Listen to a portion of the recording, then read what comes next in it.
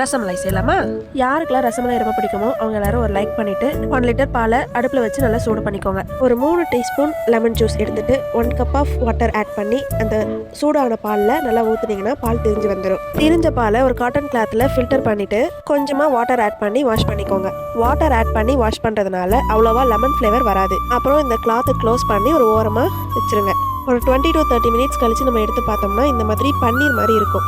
அதை நல்லா உதுத்து விட்டுக்கோங்க. உதுத்த மாவை நான் ஸ்க்ரீனில் காமிக்கிற மாதிரி நல்லா பிசைஞ்சு எடுத்துக்கோங்க.